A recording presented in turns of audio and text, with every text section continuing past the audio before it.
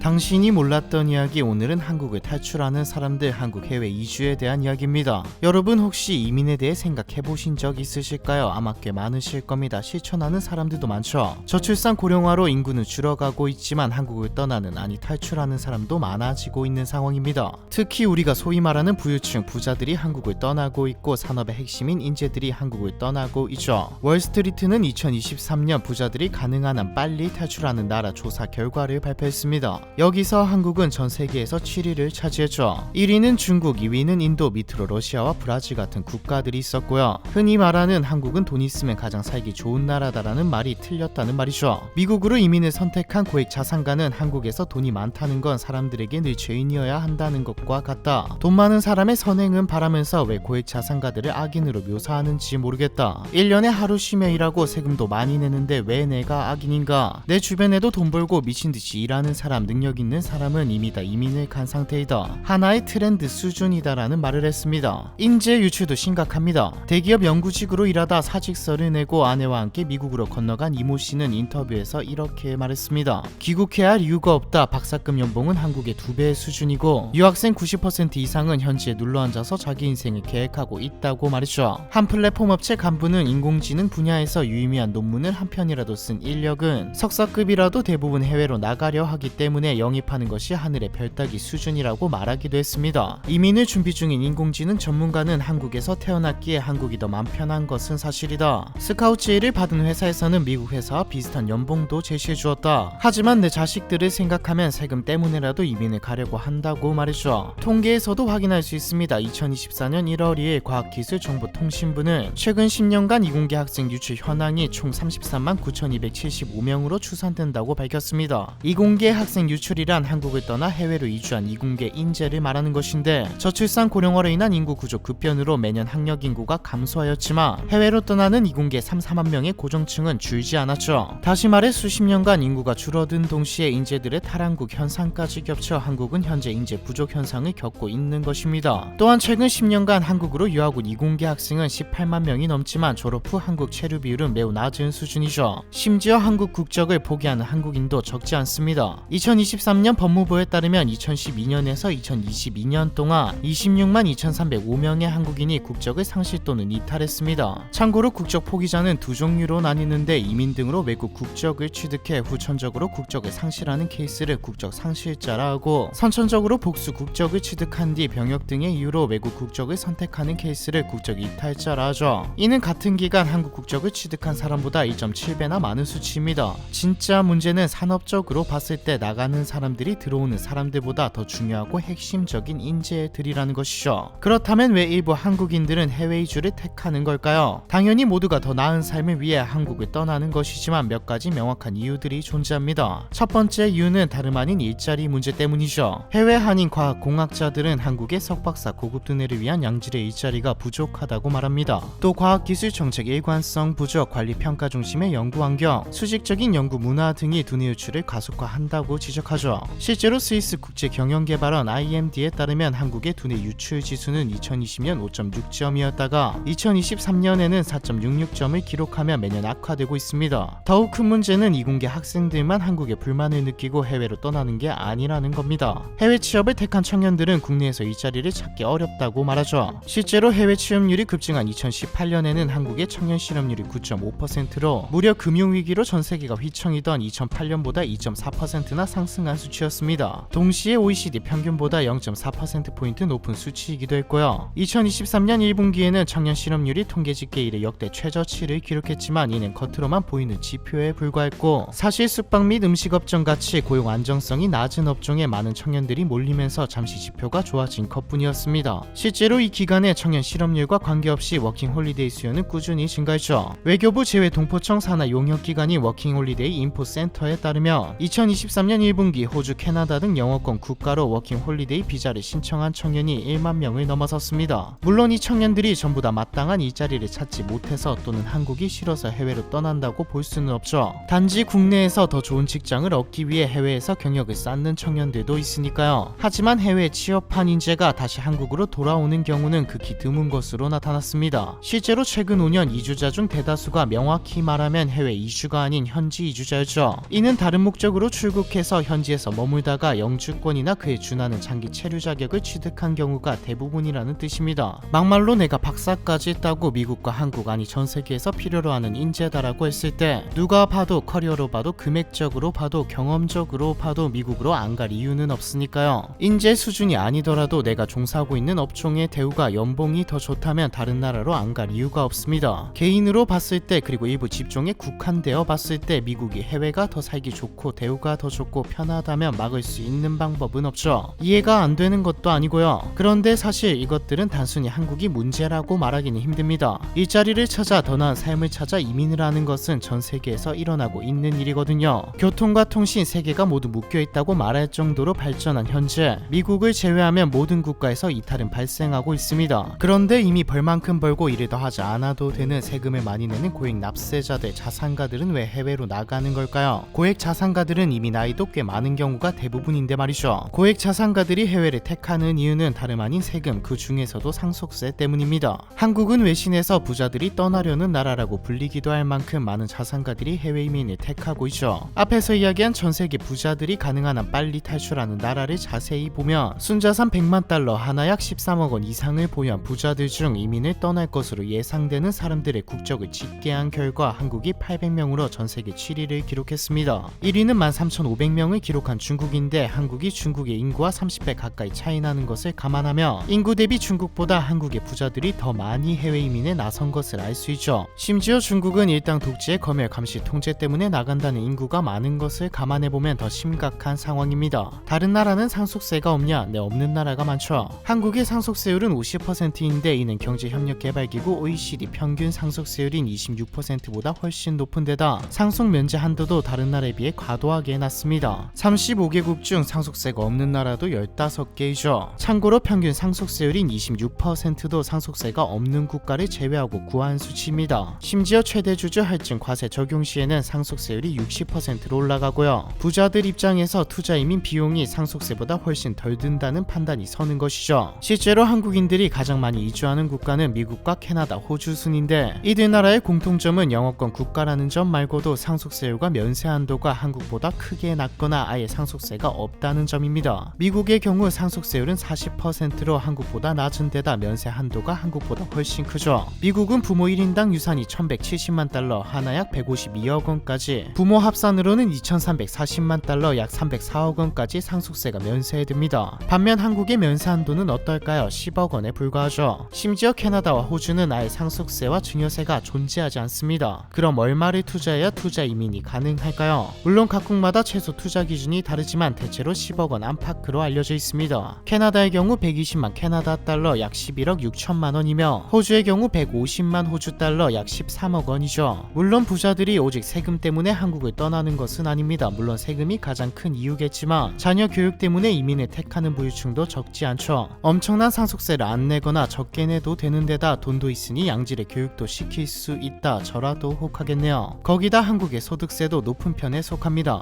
2020년 기준 한국의 상위 10%가 전체 소득세의 80%를 부담하고 있고 상위 1%가 종합소득세의 51.3%를 부담하고 있죠. 소득세뿐만 아닙니다. 건강보험료는 평균 25배를 내고 있고요. 여기다 4대 보험을 비롯해 재산세, 종부세 이런 것들도 더해지죠. 한국에서 고소득자에 대한 최고세율 증가는 꾸준히 이어져 왔습니다. 고소득자, 고액 자산가의 자녀는 높은 확률로 능력과 관계없이 자산과 고소득 직종을 이어갈 확률이 높은 것을 생각해서 이민을 택하는 것이죠. 그런데 왜 나이가 다 들어서 이민을 가는 걸까요? 사실 한국은 유달리 엄청나게 높은 세금을 내는 것은 아닙니다. 물론 평균적으로 봤을 때는 높은 편이죠. 미국 연방소득세 기준 최고세율이 37%이니까요. 심지어 이것도 말이 37%이지 미국 400대 부자 가구가 실제로 납부한 평균 연방소득세율은 8.2%라는 조사도 있죠. 바이든이 증세를 추진하며 내건 슬로건이 억만장자가 교사, 소방관보다 세금을 덜 낸다인 이유이기도 합니다. 다만 복지 천국이라 불리는 북유럽을 봤을 때는 비슷한 비슷한 수준입니다. 이것저것 더하면 유럽의 세율이 더 센 경우도 많고요. 정작 실효 세율, 그러니까 버는 금액 대비 실제로 내는 세금을 따져보면 훨씬 더 적고요. 상위 10%가 소득세의 80%를 넘게 책임지는 이유도 너무 많이 내서가 아니라 저소득층 그리고 중산층의 세금이 다른 나라에 비해 지나치게 낮기 때문입니다. 기획재정부에서는 2023년 조사를 보면 37.2%가 면세자, 즉 실제적으로 세금을 내지 않았죠. 최고치일 때는 50% 가까이 올라간 적도 있었고요. 이는 세금을 안 낸다는 게 아니라 공제액, 한마디로 세제 혜택이 많아서 막상 다 계산하면 낸 세금이 0원이라는 말입니다. 이게 정치권에서도 말 꺼내기가 힘든 게 표 떨어지는 게 바로 보이기 때문이죠. 좌우할 것 없습니다. 비슷하죠. 각 나라의 세법이 너무나도 다르기에 비교가 힘들지만 전 세계의 트렌드가 자본주의의 사회복지 확대를 넣은 수정 자본주의 혹은 혼합 경제이기에 막상 이거도 하고 저거도 하고 이거 내고 저거 내면 한국이 살인적이라고 보기에도 힘듭니다. 거기다 한국의 고액 납세자와 자산가들의 대부분은 한국에서 부를 이룬 사람들입니다. 한국에서 돈을 벌다가 한창 일할 나이에 갑자기 다 접고 다 팔고 외국으로 뜨기는 좀 그렇죠. 아무리 부자라도 죽어서 아내에게 주고 아내도 죽어서 자식한테 주면 남는 게 없다, 말 그대로 상속세 때문입니다. 참고로 한국의 주가가 상승하지 못하는 기업들의 실질적인 가치에 비해 낮은 평가를 받는 코리아 디스카운트의 핵심 원인 중 하나도 상속세이죠. 이 이야기는 한국 증시에 대한 해외 보고서를 봐도 자주 등장하는 내용이기도 합니다. 상속세에 대해서는 아마 댓글에서도 여러 이야기가 나올 것 같은데 조만간에 상속세를 주제로 해서 깊게 풀어보도록 하겠습니다. 이번 주에 올리도록 하죠. 저출산 문제 자체도 이민의 주된 이유이기도 합니다. 저출산을 해결할 방법이 없다고 느낀 사람들은 한국의 미래 세대에 확신이 없기에 한국의 미래가 불행해질 것이라 생각해 한국을 떠나죠. 저리 싫으면 중이 떠나는 게 맞긴 하다만 인구 절벽에 직면한 한국 입장에서 이탈이 늘어나는 것은, 그것도 인재와 자산가들이 이탈하는 것은 매우 위험한 일입니다. 다들 아시다시피 한국의 힘은 인력에서 나옵니다. 1962년부터 30년간 전 세계적으로 유례없는 고도 성장기에 한강의 기적을 일으킬 수 있었던 것은 전부 인적 자본 덕분이었죠. 자산가들의 탈출은 곧 세수가 적어짐을 의미하고 결국의 부담은 우리가 다시 지게 됩니다. 가뜩이나 말 많은 건강보험, 국민연금도 더 힘들어질 테고요. 한국을 탈출하는 사람들, 한국 해외 이주에 대한 이야기, 이번 편은 여기까지입니다.